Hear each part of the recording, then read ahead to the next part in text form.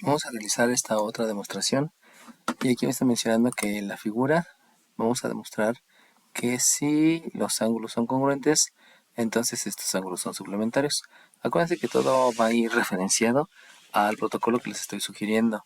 Entonces debo de comenzar con hipótesis, posteriormente con conceptos, luego utilizar el postulado de la suma de segmentos o de ángulos, realizar la sustitución, propiedad transitiva y por último sumar el simétrico, multiplicar por el recíproco. Esto solamente es una sugerencia, pudiera ser que si no sirve y ya después de realizar todo podamos llegar al resultado, o quizás solamente tengamos que utilizar algunas de las partes de este protocolo. Simplemente es una sugerencia. Entonces comenzamos con la hipótesis siempre. Entonces me están diciendo que esto es lo que hay que demostrar. Como esto es lo que hay que demostrar, entonces esto está haciendo referencia a la tesis, a donde tenemos que llegar. Ah, no, perdón, esta es la hipótesis, disculpen, esta es la hipótesis. Esta es la hipótesis. Porque nos están diciendo que si nosotros sabemos esta parte de los ángulos, vamos a llegar a que son suplementarios. Por lo tanto, comenzamos con el número 1. Y el número 1 precisamente es que el ángulo CAB congruente con el ángulo CBA. Y la razón de haber escrito eso, pues sabemos que es una hipótesis.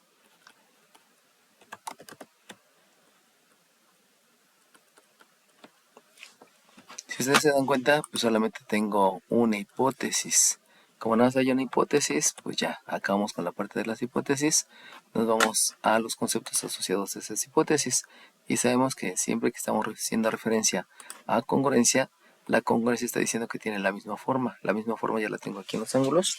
Y entonces lo único que me falta decir es que la medida del ángulo CAB es la misma que la medida del ángulo CBA.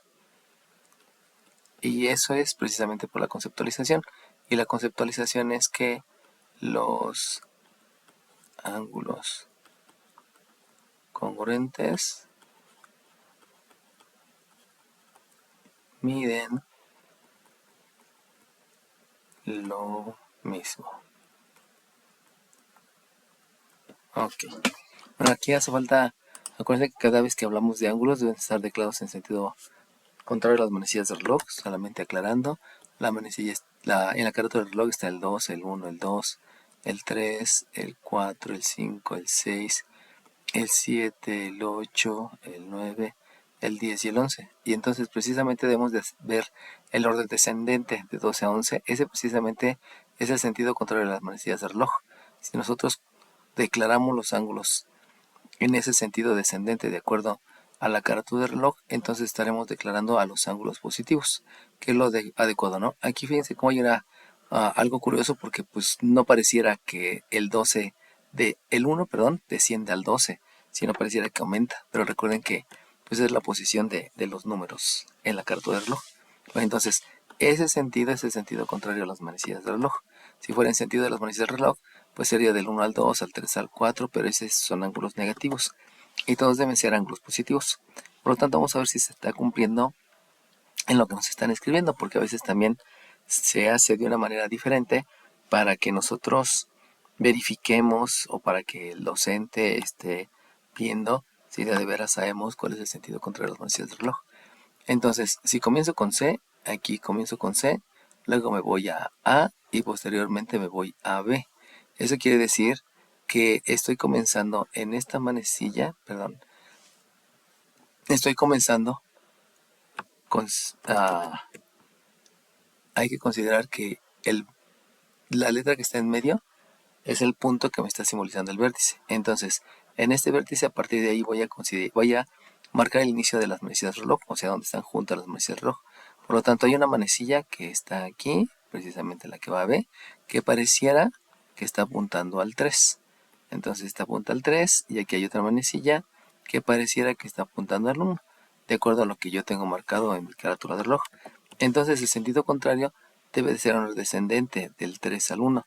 Por lo tanto, el ángulo positivo debe ser marcado como un B, un A y un C, comenzando por B, luego A y luego a C. Entonces eso implica que este ángulo está mal declarado.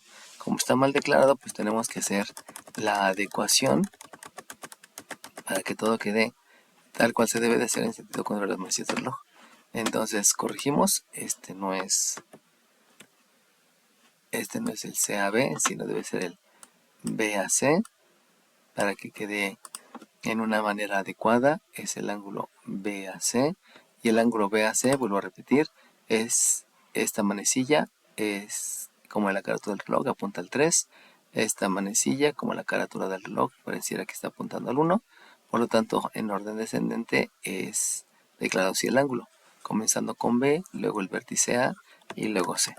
Entonces de ahí ya podemos marcar el ángulo, lo vamos a marcar en la figura para que ya se esté viendo de una manera adecuada. Posteriormente a mí me dijeron el ángulo CBA. El ángulo CBA, comienzo con C, luego me voy con B y luego termino con A. Entonces, así como lo está declarando en este sentido.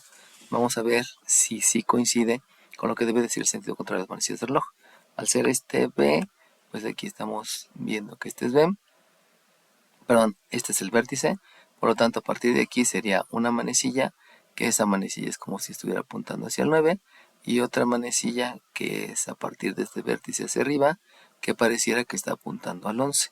Entonces, considerando eso, el sentido contrario de las manecillas del reloj debe ser precisamente del 10 al 11 y al 9. O sea, debe de comenzar en C, luego con B y luego con A, que es precisamente lo que tengo aquí referenciado. Entonces, se está marcando con el sentido positivo, que es el sentido contrario de las manecillas del reloj, y entonces este lo dejamos tal cual.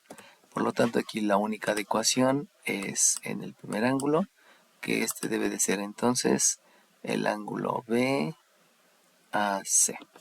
Bueno, una vez aclarada esa situación que se me había pasado, ya sabemos que estoy cumpliendo con los conceptos, precisamente porque nada más hay una hipótesis, y al haber una hipótesis, pues nada más puede salir un concepto. Marcamos esta primera proposición, que es una hipótesis, porque acuérdense que no se puede utilizar más de una vez, salvo que fuera necesario, y que en esos casos pues entenderemos que sí es necesario, porque después del protocolo no vamos a llegar a la tesis. Entonces hay que buscar, hay que regresarse y ver qué es lo que me hizo falta hacer, porque pues hay veces que la propiedad transitiva yo siempre nada la considero como que A es igual a B y B es igual a C. Por lo tanto, A es igual a C, solamente están relacionadas tres valores. Pero a veces se van a ver en algunas demostraciones que la propiedad transitiva es más larga, y tiene que ser que A es igual a B, entonces B es igual a C, y si C es igual a D, y si D es igual a E, entonces como conclusión A es igual a E. Entonces a veces la propiedad transitiva es un poquito más larga, ¿no? Pero se irá viendo en casos especiales, no siempre va a ocurrir, pero hay que tener en cuenta que no siempre este protocolo funciona. Es una sugerencia. Bueno, ahora bien, lo que construir ahora va a ser el postulado de la suma, que en este caso es el postulado de la suma de segmentos. Voy a corregir aquí porque aquí está mal escrito. Ok, postulado de la suma de segmentos. Y el postulado de la suma de segmentos hace referencia a que hay dos segmentos que están adyacentes. Recordemos que ángulos. En el caso de los ángulos adyacentes es porque tengo un ángulo, tengo otro ángulo y están compartiendo un mismo lado. Cuando tengo ángulos adyacentes, entonces puedo hacer el postulado de la suma de ángulos. En los segmentos es más fácil porque es un segmento adelante del otro o atrás, ¿no? Dependiendo. Entonces tengo que ver cuándo se puede o cuándo no se puede. En este caso me mencionan el ángulo CAB, que ya está marcado aquí. También mencionan el A. El ángulo CAB, si ustedes se dan cuenta, está formado por un solo ángulo, no es el conjunto de dos ángulos. Por lo tanto, ese ángulo no tiene postulado. Me voy al siguiente, que es el CBA. El CBA ya lo habíamos mencionado también. Está formado por solamente un ángulo, por lo tanto de ahí no sale ningún postulado. Nos vamos a CAF. CAF, también vamos a verificar que esté adecuadamente escrito. El CAF, pues resulta que comienza en una manecilla, considerando A que es el vértice. Hay una manecilla que aparentemente apunta hacia el 1 y hay otra manecilla que aparentemente apunta hacia el 9. Entonces, el sentido contrario de las manecillas de reloj sería precisamente 11, 10, 9. O si este es el sentido, que precisamente es el CAF, tal cual está marcado aquí. Entonces, primeramente, si está bien escrito, había que verificarlo. Entonces, si se dan cuenta, el CAF, que es este ángulo, no está formado de 2. Como no está formado de 2, este tampoco tiene postulado. Este no tuvo postulado y este no tiene postulado. Y por último nos vamos al ángulo DBH, donde el ángulo DBH, siguiendo primero verificando que esté bien escrito, B es el vértice, este es el vértice. Entonces a partir de aquí hay una manecilla que pareciera que está apuntando al 3, hay otra manecilla que pareciera que está apuntando al 5. Entonces el orden, el sentido contrario de las manecillas de reloj sería en orden descendente numéricamente, que es del 5 al 3. Y entonces debo empezar con la H, luego la B y luego la D, lo cual aquí me muestra que está mal escrito. Solamente hay que arreglarlo para tener mayor referencia, que este debe ser el ángulo HBD.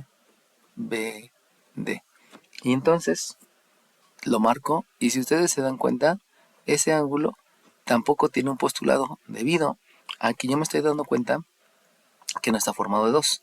Entonces, de ver tanto las hipótesis como las tesis, pues resulta que ninguno me da un indicio un postulado.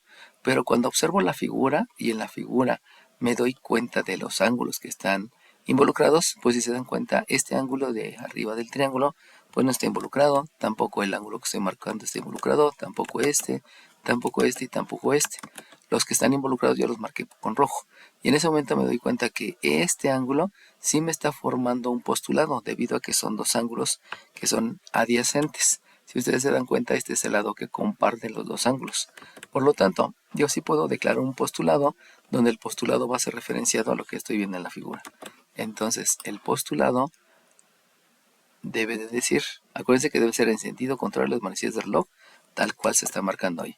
Entonces, en el postulado voy a manejar medidas, porque obviamente es algo tan evidente que se ve una suma de segmentos de ángulos para formar uno solo. O sea, es muy evidente que si este ángulo es adyacente al otro, pues este más este forman el completo. Pero el postulado está referenciado en medidas, por eso lo debo de referenciar siempre con medidas. Por lo tanto, la medida del ángulo, acuérdense que es este ángulo. Entonces este ángulo comienza con B, o pudiéramos escribirlo también con D, eso ya depende de cada quien. O sea, lo puede escribir como DAC, pero también lo puede escribir como BAC. Los dos es lo mismo, ¿no? Entonces, la medida del ángulo BAC más la medida del ángulo, que es este otro ángulo, que es el CAF, el ángulo CAF, me va a dar como resultado la medida del ángulo este completo, y ese completo es el ángulo BAF. Pero si se dan cuenta, ese ángulo BAF es un ángulo llano. Entonces yo puedo decir de una vez, sin necesidad de escribir la medida, yo puedo decir que este tiene una medida de 180, porque yo estoy observando en la figura que este ángulo que forman los dos es una línea, y las líneas pues se llaman ángulos llanos. Entonces, si yo ya puedo declarar en la proposición 3 dos conceptos. El primero es el postulado de la suma de ángulos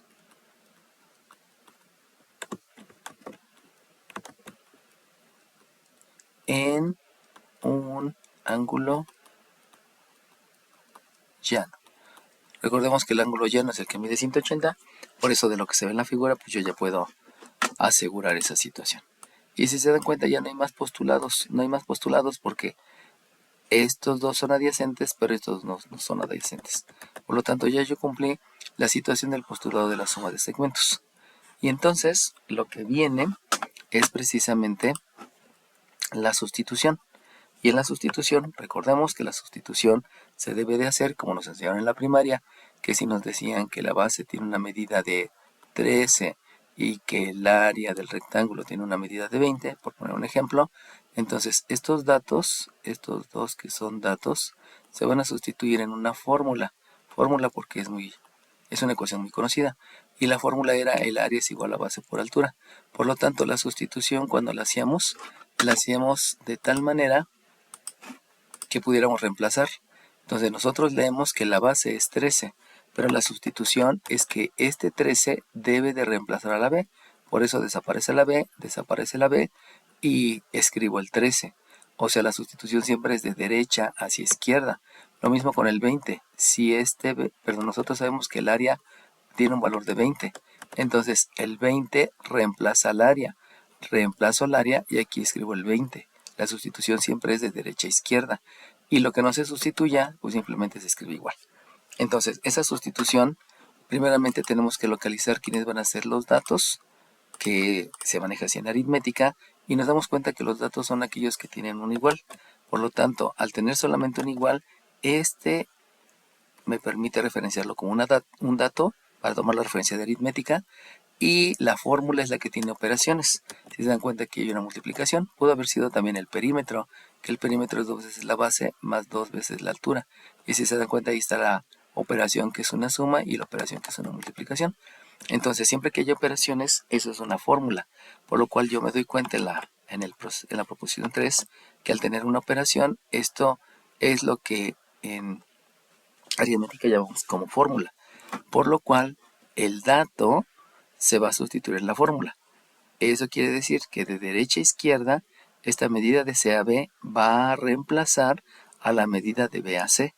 Y eso va a ocurrir en la fórmula. Entonces buscamos en la fórmula. Y en la fórmula yo tengo que el B a C se va a reemplazar. Por lo tanto, la sustitución va a ser la proposición 4.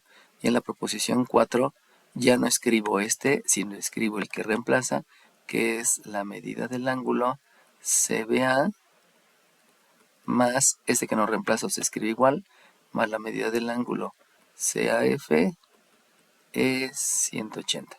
Entonces, la razón de haber hecho eso fue porque realicé una sustitución de la proposición, que es el dato, la proposición 2, en la proposición 3. Y entonces, recuerden que hay que marcar lo que se utilizó. Ya utilicé el dato que es la proposición 2, ya utilicé la fórmula que es la proposición 3. Y entonces la única proposición que me hace falta es esa.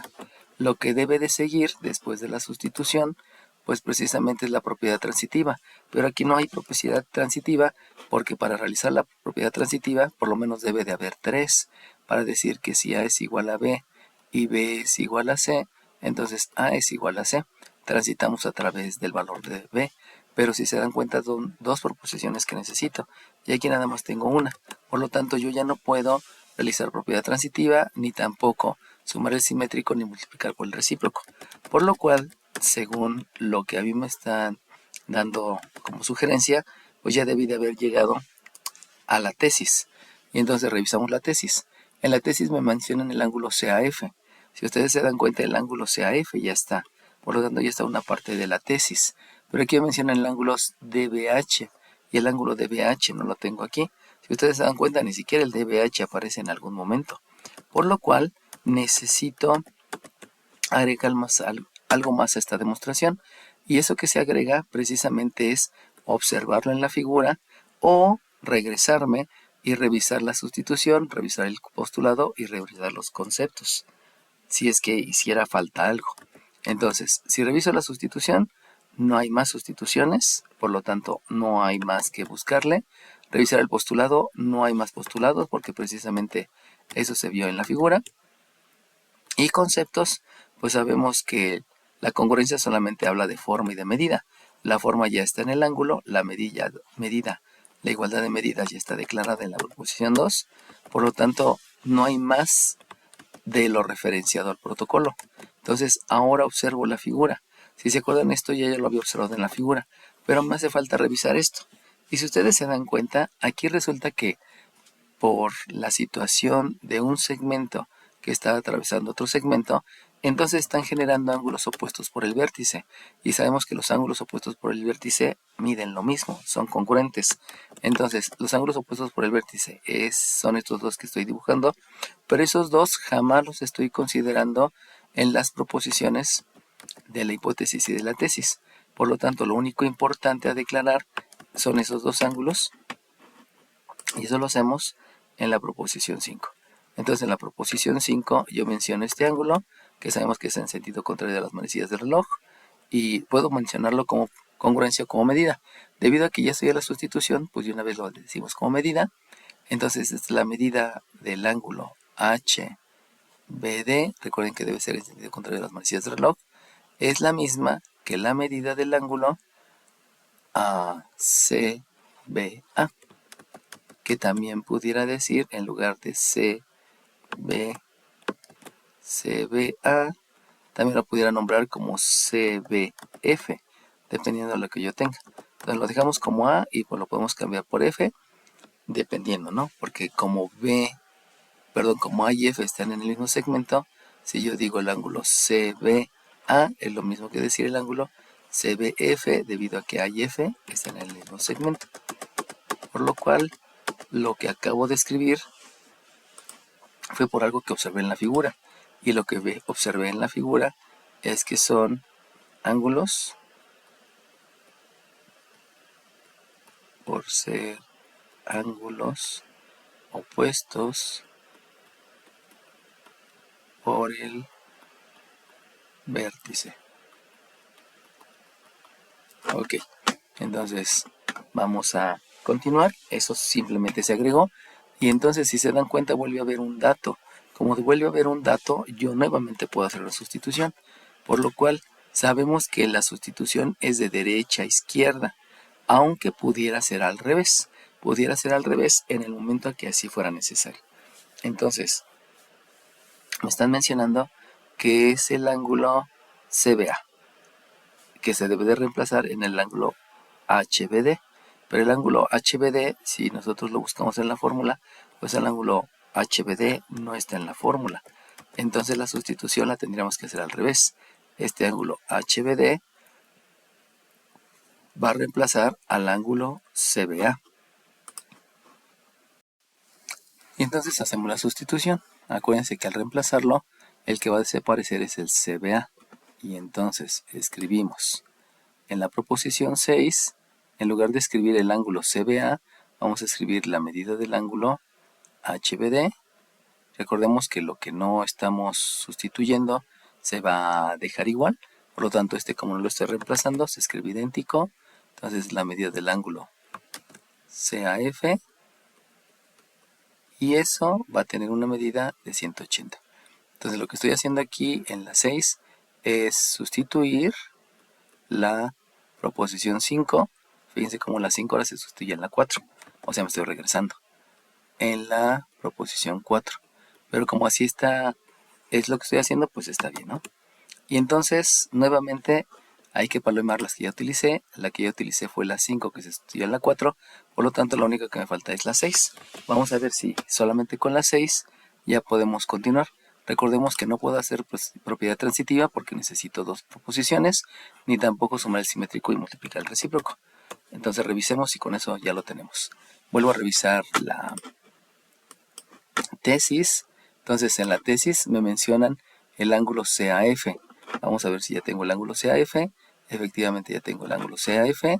Y también me están diciendo que necesito observar el ángulo.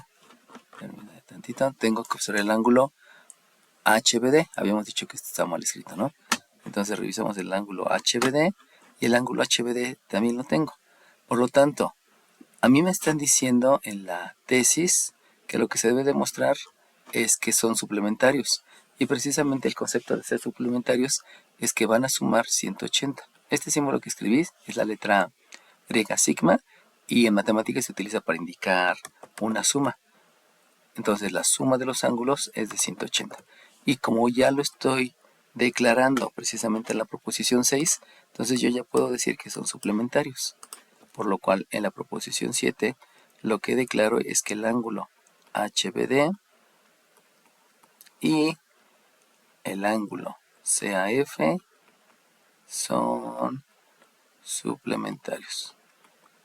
Fíjense cómo el orden aquí lo estoy escribiendo diferente a como está declarado en la tesis, pero pues es como en la propiedad reflexiva. O sea, si digo que A es igual a B, También puedo decir que B es igual a, o sea, no importa cómo los escriba, ¿no? No forzosamente tiene que ser como está escrito. Entonces, ¿por qué estoy diciendo que son suplementarios?